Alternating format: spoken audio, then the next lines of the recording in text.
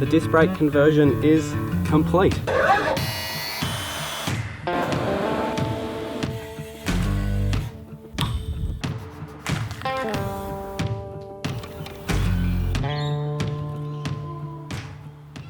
How's it going, guys? Welcome to a bit of a build video.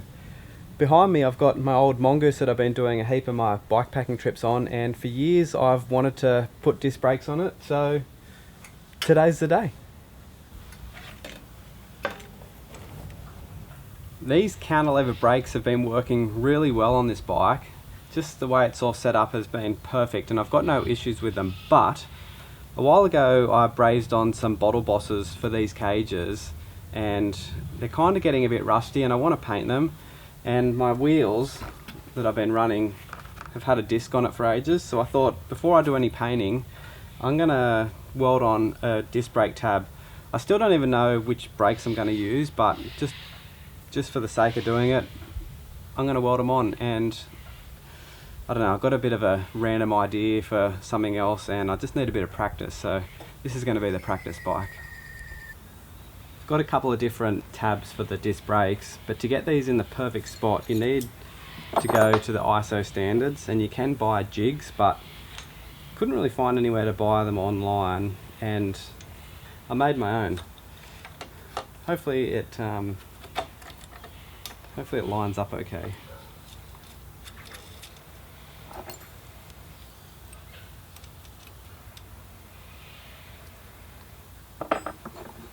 The idea of the jig is you can put the tab over it, line it up. Now that slides across, but I believe I'm going to have to grind a bit down to get it to line up.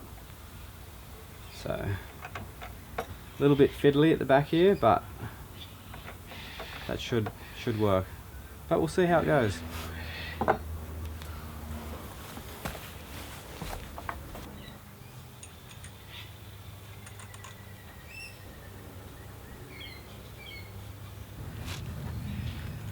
I've just been trying to line up these tabs that I bought.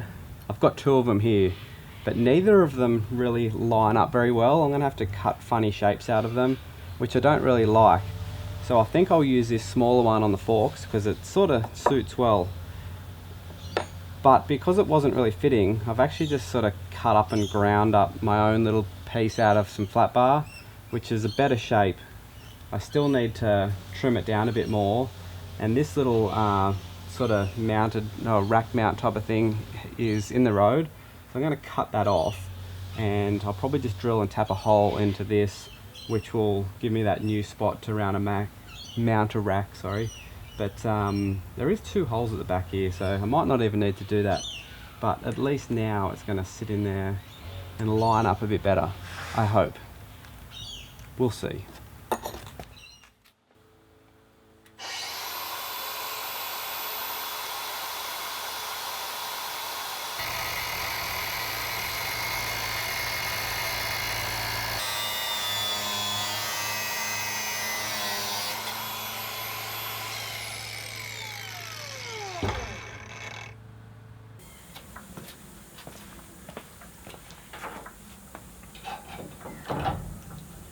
This is the tedious part, just going back and forward to get the sizing just right. Bigger one.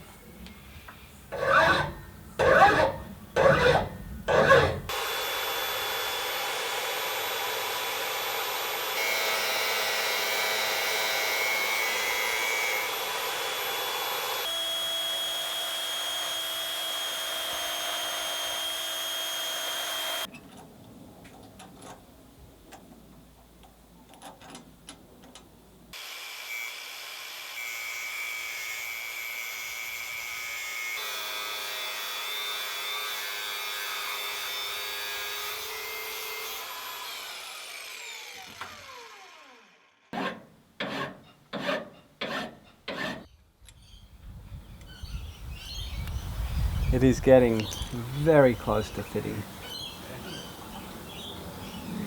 Just tiniest little bit. I've got it super close now. I think I just need a fraction more off that top side there to bring it around a little more. And now the jig's actually in place, so it's looking good, but very fiddly.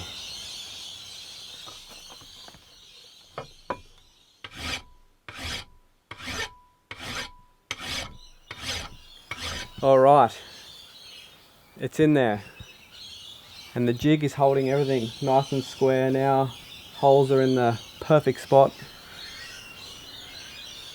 I think this one's ready for welding. I am going to prepare the front first though on the forks, and that way I can just weld it all together, but I'm actually really happy with how that's turned out.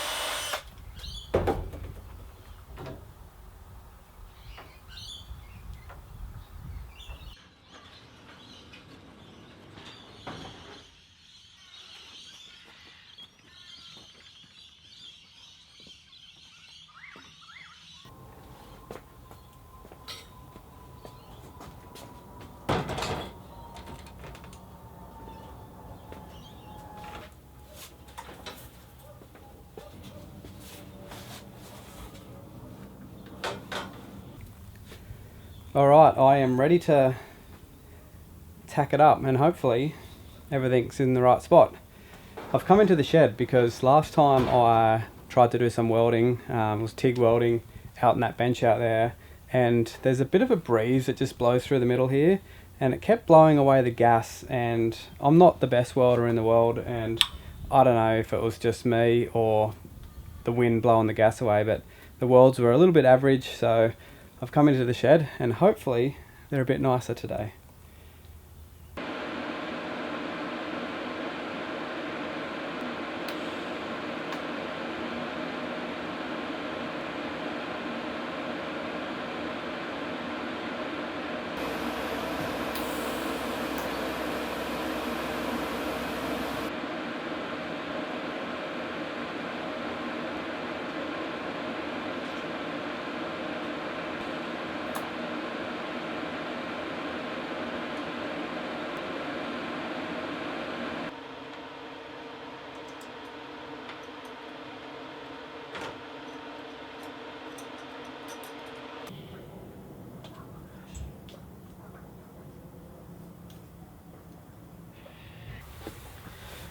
That sunset out there is quite nice,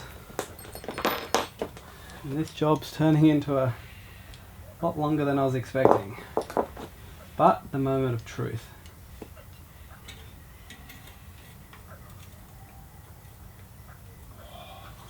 It's looking good.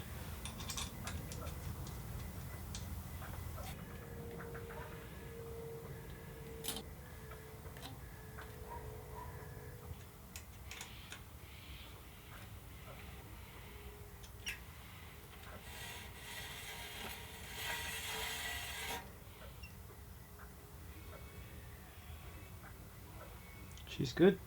The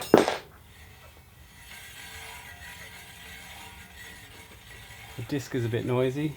It's been on this bike for so long with no actual caliper, so it's a bit rusty. But it lines up, which is the important part.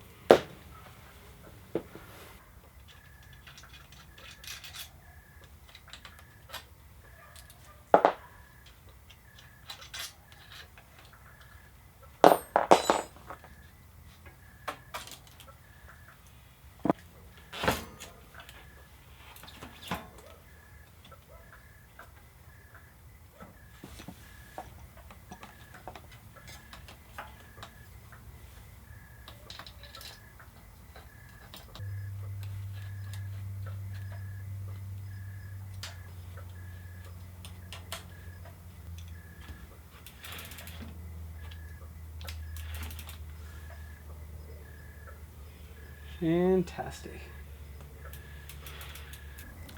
Alright, calipers are on and they all line up perfectly, so good job me. Anyway, I'm going to pull everything back apart now and weld them on properly. So this is the part that I'm most scared of, because tacking's not too bad. You can just do like little hot spots and tack it on there, but doing a nice clean weld is quite tricky for someone who, like I said earlier, probably close to 2 years since I've used a TIG welder. So I probably should practice more on other things, but I'm very impatient and I just got to attack. So see how we go.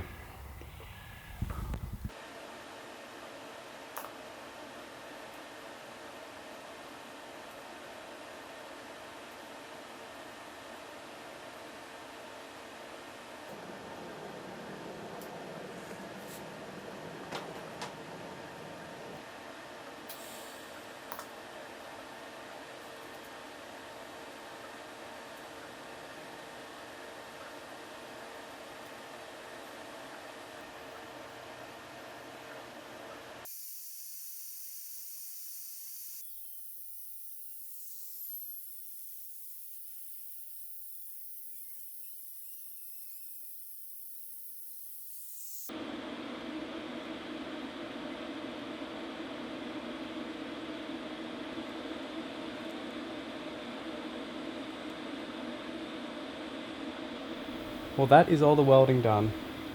It's not the nicest welds in the world, but it's practice. And earlier I said that this was a bit of a practice bike for another idea that I've got.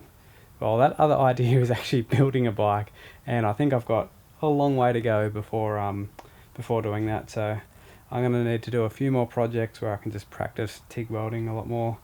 I think having a bigger shed with more space and more light, it's pretty dark in here really. But yeah, it is what it is, bit of fun, and I think the brakes will work. Anyway, I am gonna pack up now because I need to go buy some paint, which is not gonna happen tonight, and I'll see you when I have some paint in my hand.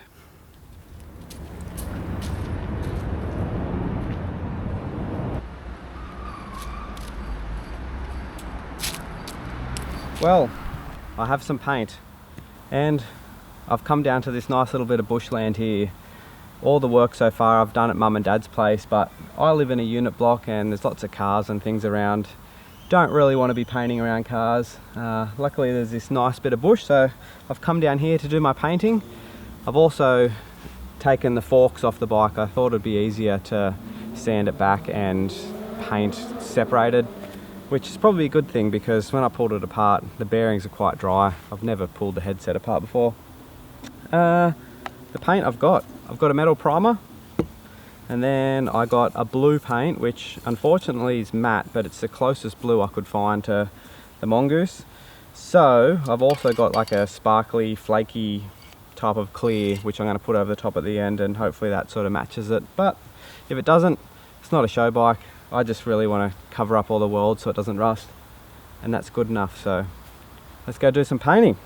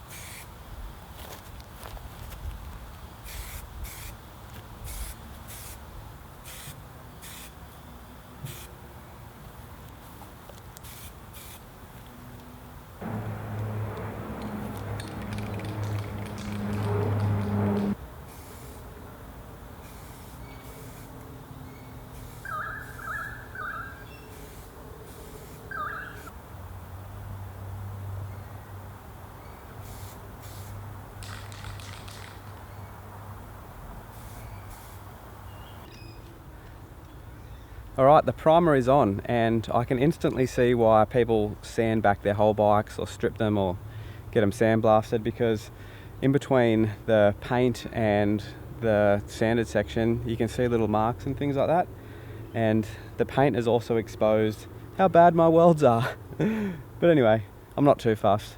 I just want to put this thing back together and go ride it. So next up, blue.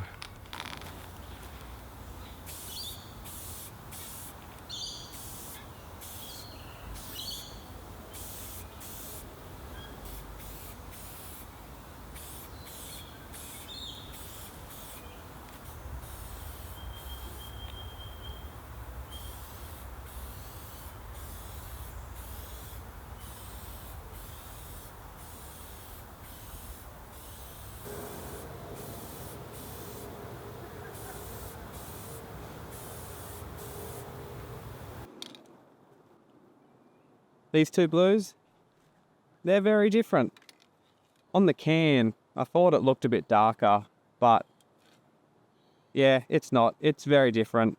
And the matte's completely different too, which obviously is going to be the case. So hopefully those sparkles do, I don't know, match it up a little better, but I doubt it. It's just so different. I don't know if you can see on camera, that's like the fresh paint compared to that.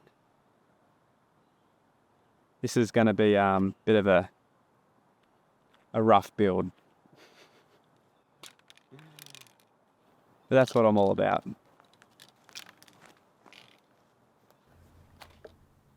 As you can see, I've started putting the bike back together. I don't want to bore you with the whole build process or anything. This video is getting long enough as it is. But I have finished painting the forks in the back. I did put the like sparkly sort of stuff on. It does look a little bit better, but the whole two-tone looks pretty stupid. I probably should have just gone to the effort to spray the whole bike, but I really wanted to keep these decals. It is what it is. Before I do go to the test ride, I just wanted to talk a little bit about the ISO standards and the fixture that I made to put these tabs in the perfect spot.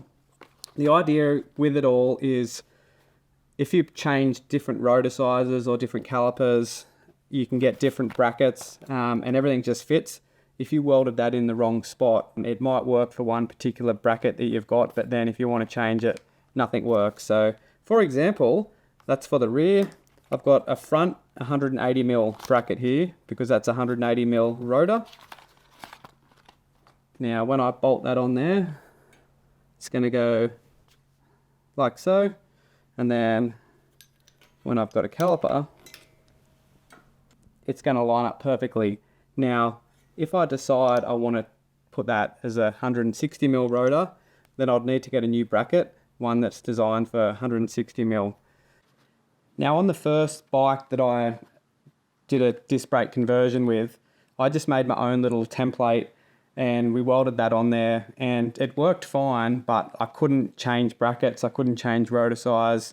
It was just set up for that one particular size. So I just thought I'd mention all this info because it's pretty handy to know that this has to be in the like perfect spot for, I don't know, to make everything interchangeable and to standard. So I'm going to start putting all this together and I'll finish this video off with a bit of a test ride, making sure everything works. So let's get to it.